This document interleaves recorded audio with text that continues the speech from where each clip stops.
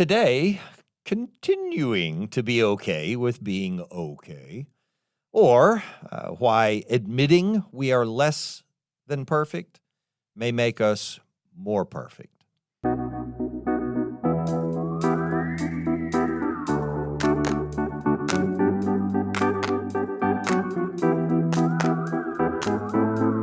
Welcome to Coffee with Creamer, where you get to sit down with our host, Dr. Barry Creamer, for a conversation about faith, life, and culture. We'll look at old ideas through a new lens, turn those culture wars on their head, and paint a picture of the way things could be. If you like your thinking deep and your coffee hot, pull up a chair. You're in the right place.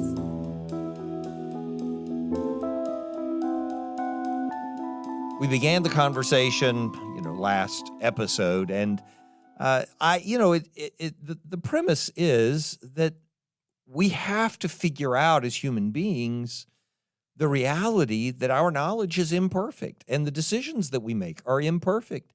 And none of that calls into question the value of perfection. Instead, it puts us in the proper light as mortal, imperfect beings. And so I'm trying to point out some of those areas where an acknowledgement of our imperfection, the way I've referred to this internally in my own notes is with the word imprecision, that an acknowledgement of the imprecision with which we experience and interact with the world is actually a good thing for us. And so we talked about it in terms of William James's pragmatics and some quotations from him and developments out of those ideas. And then we talked about classical tragedies, the Orestia.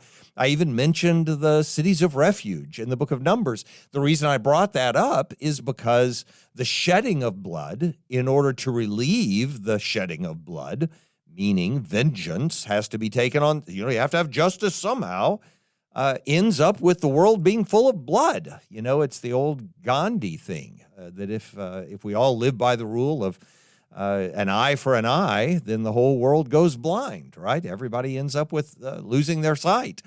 And that's sort of what happens with the shedding of blood in Scripture. And that's that journey that I was taking you on from Cain and Abel through Noah to Moses. And I didn't take all the steps, but the cities of refuge to hide from the avenger of blood that's designated by God to execute judgment on those who perpetrated wickedness ends in the world being filled with the blood of those who have committed the crimes and then those who have shed the blood of those who committed the crimes, but in doing so became those who shed blood. And that makes us all just guilty. For instance, not every war that David fights is some unjust war. And yet David is precluded from building the temple because he has shed blood. It's not because his activities were outside the range of justice. It's because the shedding of blood is inherently evil. Now, I'm not a pacifist. I'm not saying that. That's the point of this, that there is a moral dilemma. There must be justice, and yet we need to stop shedding blood. What are we supposed to do about that? Look for a redeemer. That's what we do in the process. And so that's why we end up with rivers and creeks filled with blood in Revelation 16, which I didn't go into in any detail, but I was just pointing out that it's not unheard of for us to be in a predicament that's insoluble. And so I gave, beyond the classical examples in the Orestia and then the biblical example in Numbers, I was giving a contemporary example of capital punishment. And in making the point, as I was laying out the notes for preparing that episode, I thought to myself, I read something about almost every week about someone being exonerated who had been on death row, as they refer to it. They'd been in line for execution, some kind of execution. And that week, no case popped up. I just looked for something in the current news. I just looked down headlines, and there was no case that popped up. So I thought I'll use a classic example. I mentioned the Martinsville 7, encourage you to go read that story, which is a great background story as an example of how dangerous capital punishment's enforcement can be, how inequitable it can be. And so I still encourage you to go look that up if you have time. But in the meantime, as soon as I was done recording that episode, that evening, I saw a story which the timelines won't line up the same if you go look all this up and figure it out, because we air these shows a couple of weeks after we actually record them, a week or two sometimes. And so what happened was a week ago or so from when I'm recording it right now, Jesse Johnson had been freed 25 years after the murder he was convicted of having committed. And so I saw that news story and thought, there's a current example. And then I thought, maybe I'll go ahead and stick that in, and we'll go ahead and finish up the topic this week instead of waiting 2 or 3 weeks to do it. So Jesse Johnson, I don't know whether he's guilty or not. I don't know. I wasn't there. I obviously when the crime was committed, and I haven't perused all of the documents that say he did or didn't commit the crime. But I can tell you this, that it was 2 years ago that his conviction was overturned in Oregon for that crime that was committed back in 1998, and of which he was convicted somewhere around 2004, and then was given the death penalty for it. And he's been waiting ever since. Now, you can say, well, he should have been executed, but that's the point here, that after a certain period of time, they realized there was something wrong with this prosecution, something unjustly targeting this man in his prosecution. And the Innocence Project, the Oregon version, the Oregon State version of the Innocence Project, took up the case and ended up with a win in this case. So a couple of years ago, his conviction was overturned. Now, 2 years later, he's finally released. Something's up with that, right, too? And if you say, well, why was his conviction overturned? What was so suspicious about it? Listen to this.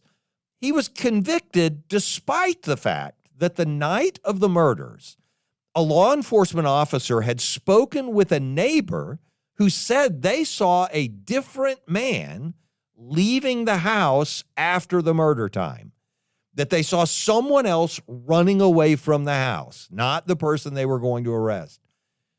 And if you say, why would they do that? Well, the law enforcement officer, according to the Innocence Project, and according to that neighbor, apparently, the law enforcement officer who was at that neighbor's house and talking to them made some, and I'll quote here in the article that Daisy will reference for you. I've got the link in the notes that I gave to you, Daisy.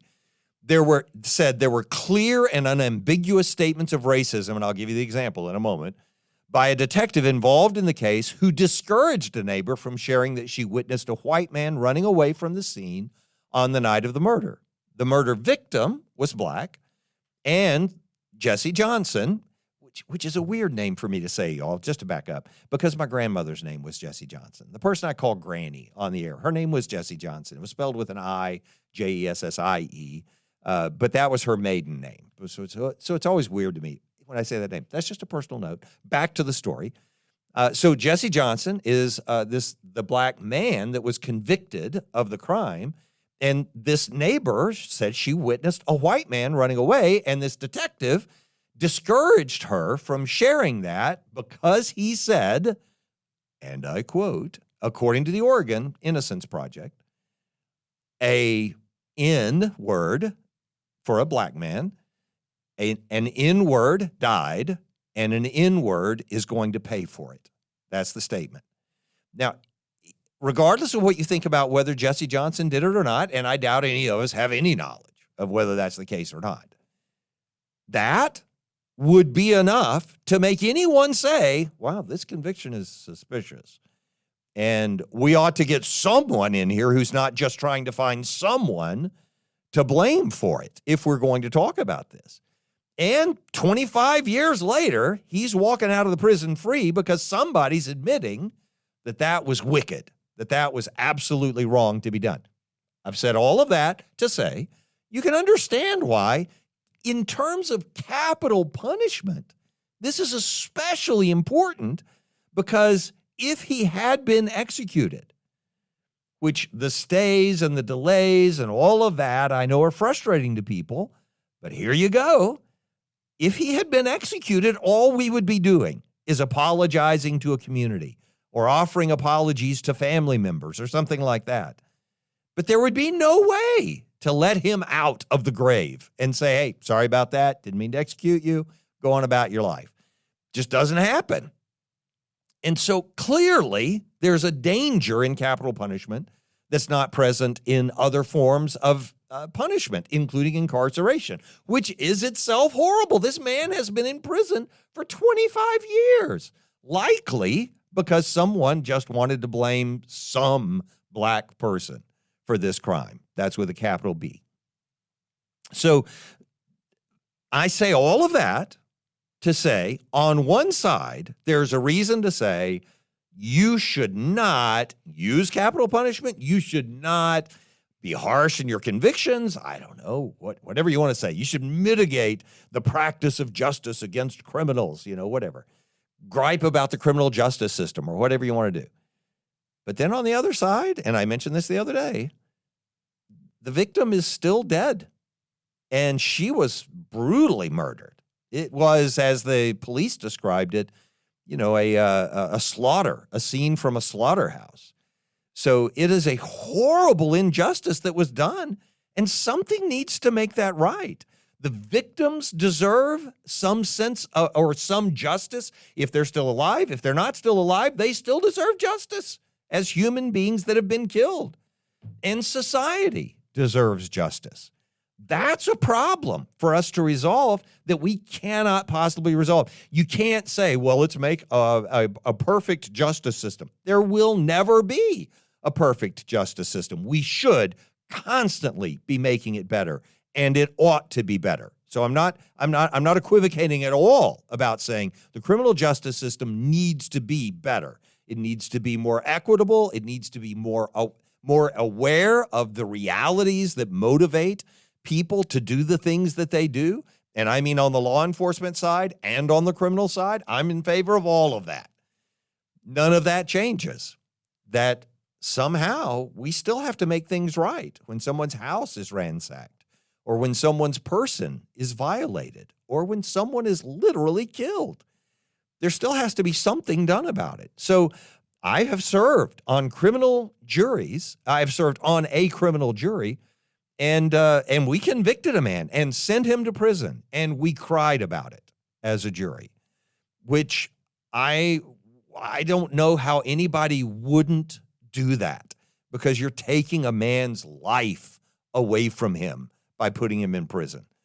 And yet he had to go. It was clear that he had committed the crime. There was no doubt about it. Now, I said all of that to say that's how problematic some of these things are. There's no resolution to that. Do I think it's just that a man who was raised in a neighborhood that basically prohibited him from having a successful life? And I don't mean by that no one could have broken out of it, but I mean everything was pitched against this guy that we convicted when I was on a jury. I can't pretend to look at that and say that I don't feel terrible for what that man is going to go through, because now he's going to be in prison. He's going to be a felon. His job opportunities are going to be permanently limited 25 years from now when he gets out of prison, and so on. All of that's horrible. And yet I met the victims too. We heard them on the stand, and they deserve justice. And they did not deserve to have a gun waved in their face while they were being robbed. And somebody needed to go to prison for that, and someone did. It is a terrible dilemma that we're in. There is no resolution that just solves all the problems. And so I've experienced that even more so in terms of civil law. I've never served on a civil jury. And it's not because I haven't gone. I've been called quite a few times. I'm called, I go up to the room, they put you in the chairs, you're number 1 to 50, and we'll start asking you questions. And would you have any problem making a decision about this on the basis of the preponderance of evidence? That's the question that always knocks me out. And so I always raise my hand and say, it depends on how you define it. Well, it is 51% likely that this person, cheated that person, or that, this claim is legitimate, then you would rule in favor of the, plaintiff and whatever. And I'm like, I can't do that. 51% likelihood that we're right doesn't seem like sufficient justification to take away someone's property. So I'm just not comfortable doing that. And they're like, okay, see you later. And I go back home. But I really do believe that. That's why I can serve on a criminal jury. If you say to me, you've got to know beyond a reasonable doubt that this man committed the crime, if you're going to send him to prison, that makes perfect sense to me. Yeah, we know beyond a reasonable doubt. Could we be wrong? Yeah, it's possible, but it's not. We're not going to do it if we think it's really possible that we're wrong. So we convict him because we know. In a civil court, you're just like, yeah, it's so close, but I think that guy's right. So yeah, take that guy's stuff away and give it to that guy instead. That's just so wrong because it's so uncertain. But then that reveals to you what my problem really is. That in everything we do, there is a permanent conundrum. In the civil court, for instance, suppose the guy really did, cheat this other person and really did take from them resources that were super important to them. And now they're just trying to make things right by going to court and suing to get their property back or to, whatever, hit the lottery like some people use the courts for. But in this case, let's say they just want to get their property back. I get that they should be able to get their property back. It just seems to me you should be able to demonstrate with more clarity than 51% that that's the case. That's my problem. So my point is, from my attitude, I'm creating a problem for the guy who just wants to get his property back. I shouldn't blame him and say, well, if you can't demonstrate it by 75% instead of 51%, you can't get your property back. But on the other hand, if the other guy really does deserve that property, if he's not cheating, if he didn't lie in order to acquire it, or if it was his to begin with, I don't want to take it away from him because of a 51% chance. I'm stuck. I'm in a dilemma. And so my unwillingness to serve on the jury, by the way, doesn't mean I'm uncomfortable with imprecision. It means I just don't like the standards we've set in our civil justice system. Yeah, and am I worthy to measure that? Probably not. But I mean, I'm just one juror, and I just have to tell what I think about it. Okay, all that said, to say that dilemma is present throughout our criminal justice system. A relative of mine had his iPad stolen recently. The great thing about having an iPad stolen is you can know right where it is as soon as somebody turns it on. They turned it on. He knew exactly where it was. He went where it was. He went in the parking lot and stood and stared at the car, knowing where it was, in the front seat even or the back seat. I mean, he knew right where it was, but it wasn't visible. But it was in the car. There was no doubt it was there. So he called law enforcement. They're like, hey, we can't do anything about it. And you can understand why that would be. It was the same thing at the person's house. I think he ended up there, or he could see where it was when they turned it on again at their house. But it's the same thing. When law enforcement comes, what are they going to do? Take your word for it that it was yours to begin with, and not some hackers figured out how to confiscate your iPad because they got access to your Find My iPad, Find My iPhone, whatever that software is on there, where you find your friends kind of thing. So it's a real dilemma for law enforcement, and you can understand then why we use that expression, possession is 9/10 of the law. You hear people say that, and you wonder what on earth they mean. Well, you can imagine the dilemma for a police officer showing up, and he doesn't know Fred, and he doesn't know Barney, and Fred says Barney's got his iPad, and for all the officer knows, it was Barney's iPad to begin with, and how's he going to discern any of that? And so the idea that we just have some miraculously perspicuous understanding of justice and we can execute it immediately just doesn't happen in the real world. The reality is, and I think this is just as true as the statement 9/10 of the law is in the possession, the reality is 9/10 of the law, 9/10 of law enforcement is just keeping your stuff to begin with. This is why think about that. That's weird, isn't it? Because we think, no, law enforcement, that's all a matter of the police. There aren't enough police in the world to keep the world in order if everybody chooses to run amok. There just aren't enough. It's a thin blue line. That's the point. And so, like in our parking lot, we're constantly telling people, and I mean by our parking lot, Criswell College, we're always telling people because we're in downtown Dallas or near it, take, hide, and lock, so take your goods out of the car with you. Take your keys with you. Hide the stuff you need to leave in your car so that somebody can't see it from outside of it, so they don't want to break in and steal anything. And then lock your car. Don't let people just wander around through your car and figure out what they want out of it. Why do we say all of that? Because you're better off keeping your catalytic converter. Oh, yeah, the take, hide, lock doesn't work for that, does it? But whatever. You get the idea. You're better off keeping whatever the thing is you wanted to keep than trying to hope that law enforcement can get it back for you. The reality, that's just the reality of the world that we live in. And that's part of what I'm saying. We don't live in a black and white, nicely curated society where you have a person on the street corner. You can just wave your hand and say, officer, this man is stealing something from me. Would you please stop him and return my property right now? Even if you have something stolen, it's very likely it's going to end up in evidence or in a, who knows, a locker somewhere and not given back to you right away and so on. All of that, I'm not complaining about law enforcement. Thank heavens we have policemen we can call and ask for help when we need help. No complaint against them. It's a complaint against the realities of a fallen world. We just live in a world that's not perfect. And because of that, I think it's important that we understand that in a lot of circumstances that are defined by what I believe is the most absolute thing there is, I mean fixed and absolute morality itself. The things that are right and the things that are wrong. Not a list of rights and wrongs, not a list of laws and rules, not moralism, but ethics itself. I'm an absolute believer in it. I think it's real. The dilemmas that we face in that domain are some of the most confusing and least soluble problems that we face in our entire lives. And it's helpful for us to be able to acknowledge that. We're not happy when there's no easy solution to a moral challenge. That's just the reality of it. I see it in people's eyes all the time. When I'm asking them questions in my ethics class, this comes up. But we're not happy when there's not an easy moral solution to a challenge or an easy solution to a moral challenge. Or, by the way, I said not an easy solution. Sometimes there's not any resolution regardless of how much ethical expertise or nuance you apply. Sometimes there is just no good way out.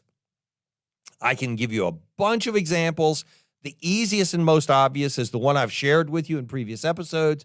Not going to go through the details again. You've heard it 1,000 times. You'll hear it 1,000 more. But it's the truth versus loyalty question. You have a Nazi soldier at your door and a Jewish friend in your closet. And you don't know what you're supposed to do because lying is wrong, but so is betraying your friend. And so what are you supposed to do when he says, do you have a Jew in your closet? Am I supposed to uphold truth here or loyalty? Which am I supposed to do? I've had students look for a way out, and I've had some creative answers. I mean, I think the most creative ever was a hand immediately went up and he said, faint. Which is, clever if nothing else. But eventually you still got to deal with the question, right? Fainting's not a bad idea, but it's basically denial or withdrawal. I'm just not going to answer this question. See you later. And then you pass out. So the reality of it is that there's not an easy solution to that question. I do have an answer. I have an answer I would give. I've gone through it before. I'm not going to do it in this episode. But the fact that I even have an answer doesn't imply that it solves the problem that is still there, even when I give my answer. So, I'll give you another example, and I'll put it in terms that I think a lot of us can identify with. And this one has to do with loyalty in both cases. Loyalty to your family, loyalty to your nation. Caring about your personal family and caring about your citizenship, your commitment to your country. Or your society, however you want to put it. It's fine with me. And you can imagine this. I'll put it in other terms first. This is not the example I want to give, but you can imagine the context within which I'm saying this when parents have to face the dilemma of handing over their offspring, their child, for some law enforcement violation, So we're coming to arrest your son, and they have to decide whether they're going to be a part of bringing about their son or the daughter's demise in this judgment that's going to come from the society. Again, it's not I'm not saying that one is the moral dilemma. I'm not describing it that way.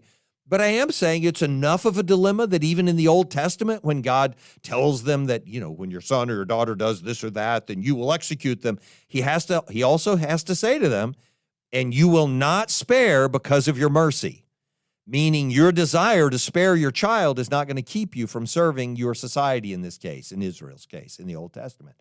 The fact that he says that tells you that in the person's mind, oh no, now I've got a dilemma. I've got to solve this problem. But let me put the moral dilemma more strongly in terms that I think relate to our understanding of our families and our nation. So suppose you are in your family, you are in a position, in a predicament, where the only way you can protect your kids from the law.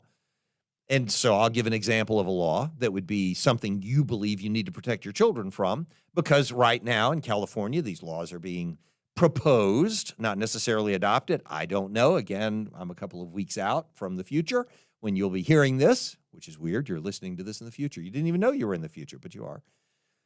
Anyway, so I don't know whether this law will pass or not. I don't know what will happen with it. But right now in California, these laws are being proposed to say, if parents refuse their children gender transition care, that the children can be taken out of the family's home. And I think the idea is, just like any other form of what they would view as child abuse, we're going to protect children from abusive parents.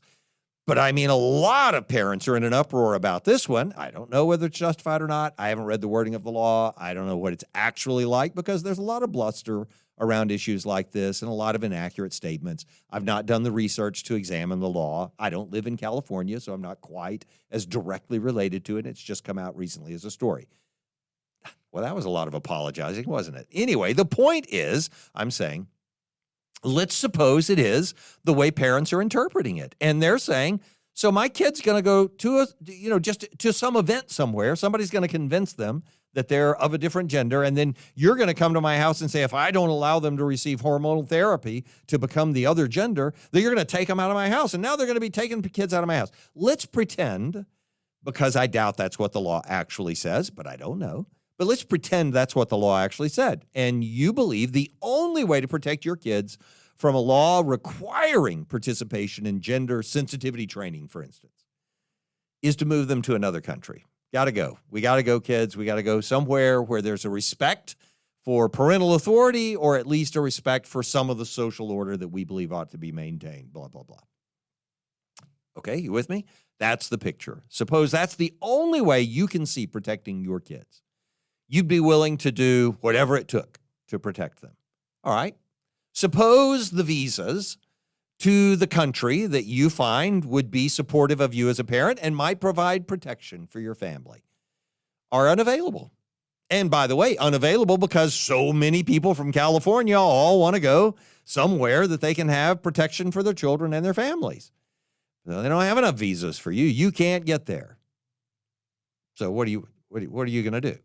Oh, well, we'll sneak in. We'll find a way to get into the country. We'll find a way to be a part of what, to protect our family. We're going to do whatever it takes. It doesn't matter what it takes.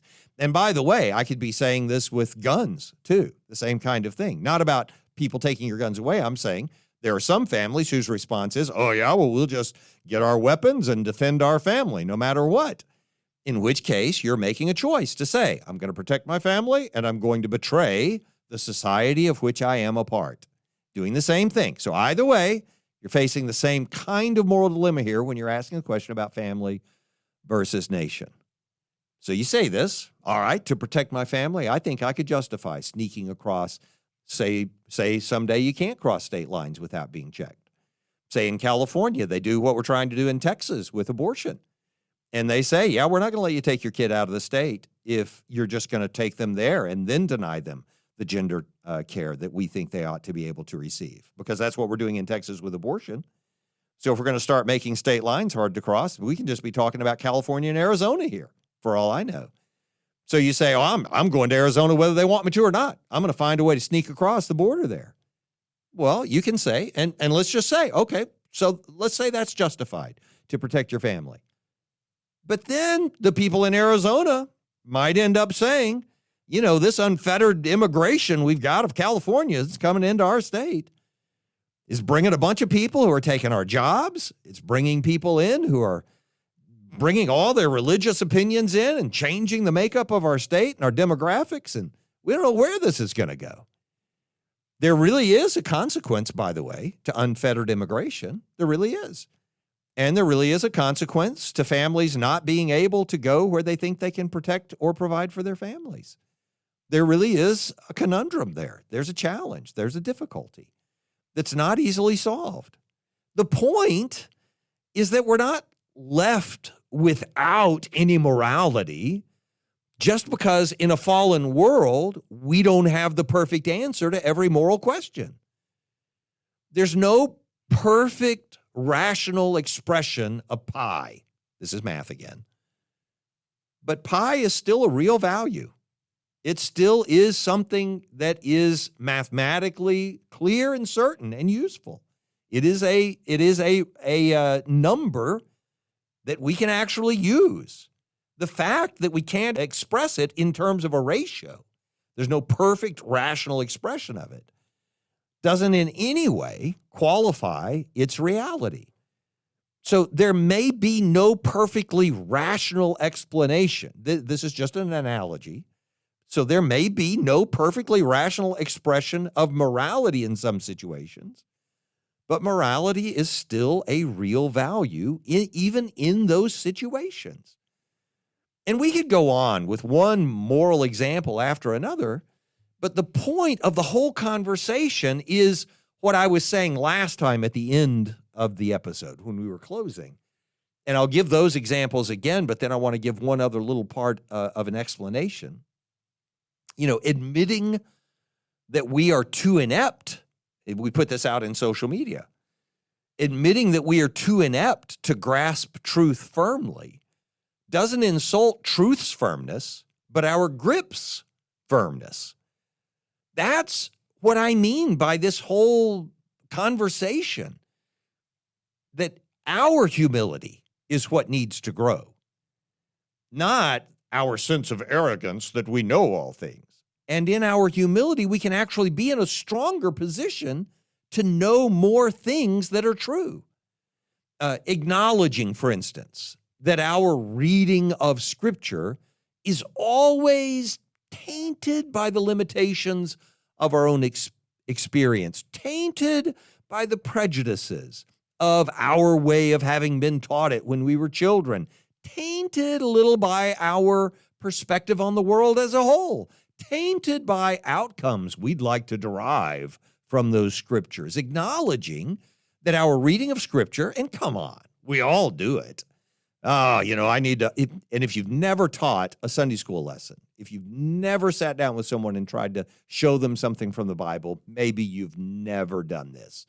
But all the rest of us know what it is to sit down and say, okay, now, how am I going to prove to them that this is wrong? Oh, yeah, I know, there's that verse.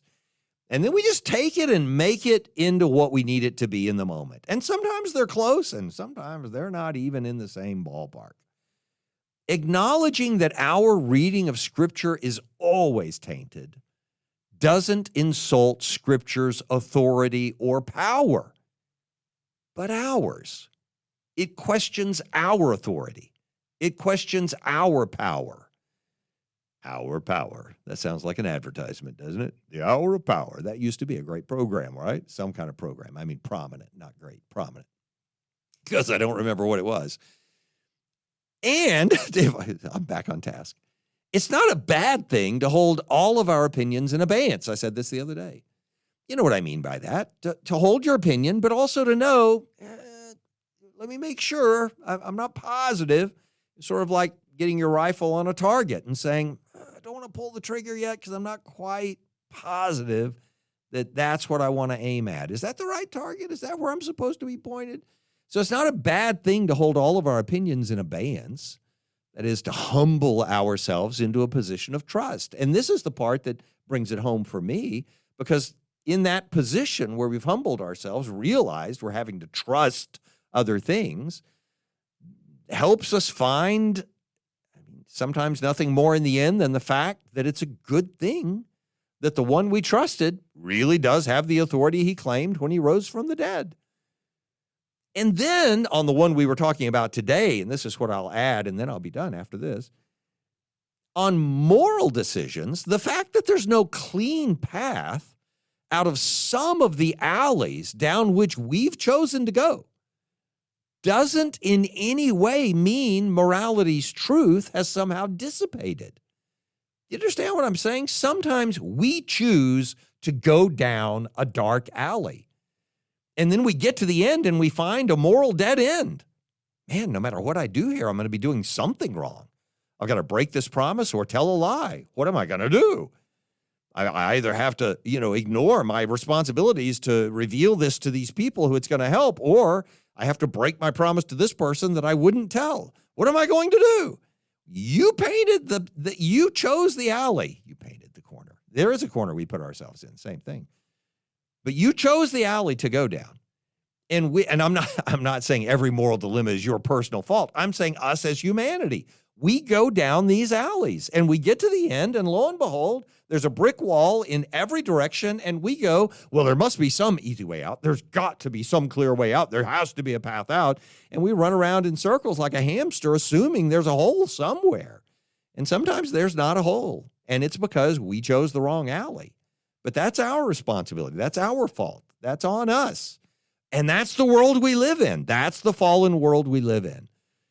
And so what I'm saying is, it doesn't mean morality's truth is less important, that it's somehow dissipated, evaporated into the air or something. It does mean we live in a fallen world. It does mean, and I will say this again, human beings have a remarkable capacity. We are good at this for painting ourselves into all kinds of corners, including moral ones. Yeah, I'll make that promise. And then the daughter walks out, But we can always find a way. You know what I'm talking about, Jephthah, right? If you don't get weird on me, that's just Jephthah. And most importantly, I would go on to say, it does mean, because what I've said so far is, we live in a fallen world, and yes, we paint ourselves into corners. But most importantly, it means sometimes, and this is huge for us as believers, sometimes our only hope is a deus ex machina. And, I've used the expression before. We've talked about it before. Most of you know what it is. Some of you probably don't. A deus ex machina is the old Greek imagery. It's used in all kinds of discussions about dramas and, television shows and movies and everything, fictions, whatever. When someone comes in at the end and it's the great rescue at the last moment, nothing could happen. He's about to be shot and someone shoots the assailant, just out of thin air. It's like they just show up in the Superman kind of rescue, deus ex machina, God in the machine. The idea was that on a Greek stage you had a lever or I'm drawing it with my hand here in the air. I'm not drawing it. I'm illustrating it. A crane, basically, that would lower a person onto the stage out of the heavens. And that would be the Deus coming out, the God coming out of the stage machine in order to save the day in the play that was going on, Deus ex machina. And so in reality, we live in a world where sometimes our only hope is that. This last-minute rescue from someone outside of the system, a deus ex machina. In other words, our only hope is redemption as a result of intervention from the outside. Somebody over whom we had no control whatsoever from a problem we could not solve. We could not fix it. And yet just lowered from a crane in heaven, there comes down this being and says, I can do this. I can solve this problem. I can avoid all the dark alleys, all the painted corners, and I can get you out of the one you're in. Even if it's already the grave, I can take you out of that. The need for that redemption to come from the outside, and this is just basic theology in Christianity, the need for that redemption to come from the outside, because it had to, right? Remember, we couldn't redeem ourselves. That would be absurd. The need for that redemption to come from the outside is part of why we should be willing to acknowledge that we cannot have the perfect answer to every problem or question. If we could, we'd need to paint ourselves out of that corner. But we can't, because we don't have a complete answer to the most important problem. Even our own healing, our own deliverance, our own future is completely in the hands of the one who comes down from outside in order to rescue us from this broken system. In this broken system, then, we can acknowledge the imprecision with which we will always function at some level. And so I'll close the same way I did last time, with this fact that certain I do not need to be. Faithful I do.